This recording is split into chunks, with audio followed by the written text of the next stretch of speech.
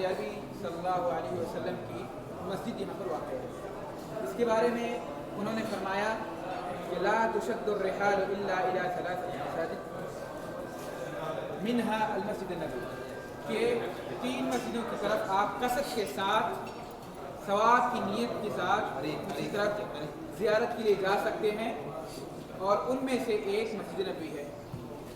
اور اسی مسجد کے بارے میں نبی صلی اللہ علیہ وسلم نے فرمایا ہے کہ صلاۃ فی مسجدی ھذا یساوی الف صلاۃ فی غیرہا او تساوی الف صلاۃ فی غیرہا، کما قال، کہ اس مسجد میں ایک نماز دوسری مسجدوں میں 1000 نماز کے برابر ہے، سوائے مسجد حرام کے، الا المسجد الحرام۔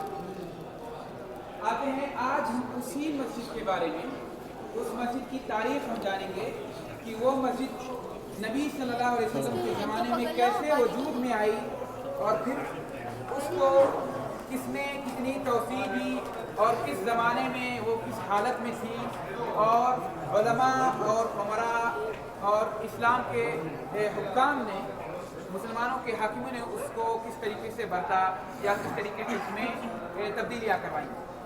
خیر، چنانچہ جب نبی پاک جناب محمد صلی اللہ علیہ وسلم سب سے پہلے مدینہ منورہ کی طرف ہجرت کرتے ہیں، تو ان سے پہلے نبی صلی اللہ علیہ وسلم نے مصعب بن عمیر اور کئی داعیوں کو اسلام کے لیے، اسلام کی دعوت کے لیے مدینے کی طرف بھیجا تھا۔ تمام آپ لوگ یہ جانتے ہوں گے۔ چنانچہ اسی کی بدولت مدینہ میں پہلے سے مسلمان اور اسلام موجود تھا۔ خیر، ان مسلمانوں کے ساتھ مصعب بن عمیر رضی اللہ عنہ ایک خاص جگہ پر، جو کہ چند یتیموں کی، 2 یتیموں کی، جن کا نام سہل اور سہیل ہوا کرتا تھا، ان کی زمین میں نماز پڑھتے تھے اور قرآن کی تعلیم وغیرہ دیا کرتے تھے۔ چنانچہ جب نبی پاک صلی اللہ علیہ وسلم کی مدینہ آمد ہوئی ہجرت کے بعد، تو جتنے یہاں کے صحابہ تھے انصار سے، جو انہوں نے چاہا کہ آپ صلی اللہ علیہ وسلم کی جو مکنی ہے اس کو اپنے یہاں قیام دینے کا انتظام کیا جائے، اپنے یہاں لایا جائے، لیکن نبی صلی اللہ علیہ وسلم نے فرمایا کہ دعوها فإنها مأمورہ، کہ انہیں چھوڑ دو، اس اونٹنی کو چھوڑ دو، اسے ٹچ مت کرو، روکو مت، کیونکہ اسے اللہ رب العالمین نے پہلے حکم دے دیا ہے۔ چنانچہ وہ اونٹنی اسی مقام پر جا کر کے بیٹھی جس میں پہلے نماز اور قرآن کی تعلیم ہوا کرتی تھی، تمام۔ چنانچہ نبی صلی اللہ علیہ وسلم نے جب وہاں مسجد بنانے کی ایک کوشش کی یا پہل کی، تو سب سے پہلے ان یتیموں کو چاہا کہ ان سے یہ بدلے کے عوض یا کچھ پیسوں کے عوض اس زمین کو خرید لیا جائے، لیکن انہوں نے اس بات سے منع کر دیا اور ہدیتاً اور وہباً اس زمین کو نبی صلی اللہ علیہ وسلم کے حوالے کر دیا۔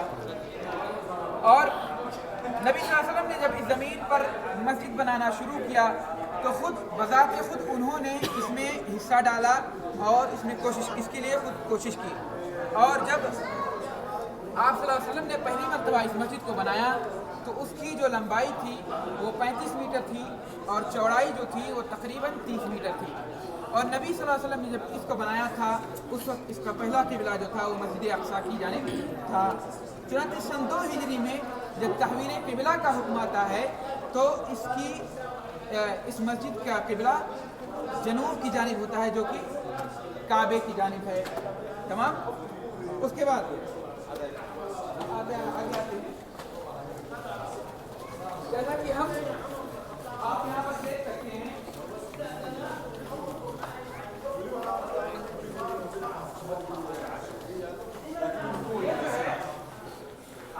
یہ مسجد کا وہ خاکہ ہے جو نبی پاک صلی اللہ علیہ وسلم کے زمانے میں وہ مسجد بنی تھی۔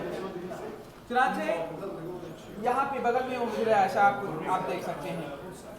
جب نبی صلی اللہ علیہ وسلم کی مسجد یہ بن کر تیار ہو گئی، اس کے کچھ سالوں بعد سن 7 ہجری میں پھر اس کی توسیع کی ضرورت پڑی۔ چنانچہ نبی صلی اللہ علیہ وسلم نے پھر اس کو پہلی مرتبہ اس مسجد کی جو توسیع واقع ہوئی وہ خود نبی صلی اللہ علیہ وسلم کے ہاتھوں ہوئی، اور اس کی جو لمبائی ہوئی تقریباً 55 میٹر اور چوڑائی 50 میٹر ہو گئی۔ یہ توسیع سن 7 ہجری خیبر کے بعد ہوئی تھی تقریباً۔ وہ پہلی توسیع جو ہوئی کس کے ہاتھوں ہوئی؟ नबी सल्लल्लाहु अलैहि वसल्लम के हाथ खुद उन्हीं के हाथों में। ये गेट कौन सा, ये 305 वाले में से दाखिल होता है, ये इधर वाला ये जो है आप मस्जिद जो है इस तरीके से लें, जैसे ये हुजरा आयशा है जी जी, इसको आप देखें कि अभी जिस वक्त जो रौदा है, रौदा आप देख रहे हैं जी जी, रौदे के बगल में जो है यहाँ पे मिंबर हुआ करता था, जो दरवाज़ा है उसके थोड़ा सा आप बगल में कह सकते हैं, वहाँ मिंबर हुआ करता था। जी जी जी जी जी रियाजुल जन्नह जो है इसके मगरबी हिस्से में वाक़ है तमाम मस्जिद के, जो असली मस्जिद है। उसके बाद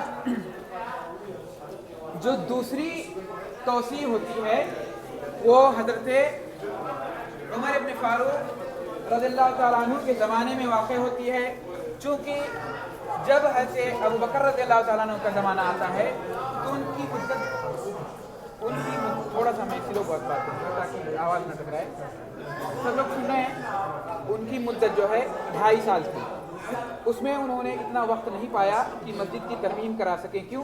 क्योंकि उनके उस वक्त जब वो दौरे हुकूमत पर आए, काबिल हुए या फिर उन्होंने खिलाफत संभाली, तो उस वक्त बहुत ज़्यादा लड़ाइयाँ अंदर बाहर बहुत ज़्यादा चालू थी। जैसा कि आप लोगों को मालूम है कि कुछ लोग मुर्तद हो गए थे और कुछ लोग मुर्तद हो गए थे और बाहर की जंगें भी चल रही थी। चुनांचे हज़रत उमर अबू बकर रज़ियल्लाहु अन्हु को इतना मौका ही नहीं मिला कि वो मस्जिद की तरफ ध्यान दे सके। उसके बाद आता है हज़रत उमर रज़ियल्लाहु अन्हु का ज़माना, जो खुलफ़ाए राशिदीन में से एक है दूसरे, उन्होंने सबसे पहली मरतबा इसकी तरफ ध्यान दिया और इसकी तौसीअ की जो है बुनियाद डालनी शुरू की। तो आप देखेंगे कि इस मस्जिद में और उस मस्जिद में कोई बहुत ज़्यादा फ़र्क नहीं है, सिवाय इसके कि एरिया जो है बड़ा हो गया, थोड़ा सा बड़ा हो गया, थोड़ा सा ये रहे आप। तो यहाँ पे देखें, यहाँ पे एक ज़रा सा मॉडर्नाइजेशन ये लाने का काम हुआ कि इसमें छोटी छोटी कंकरियाँ ला करके बिछा दी गई।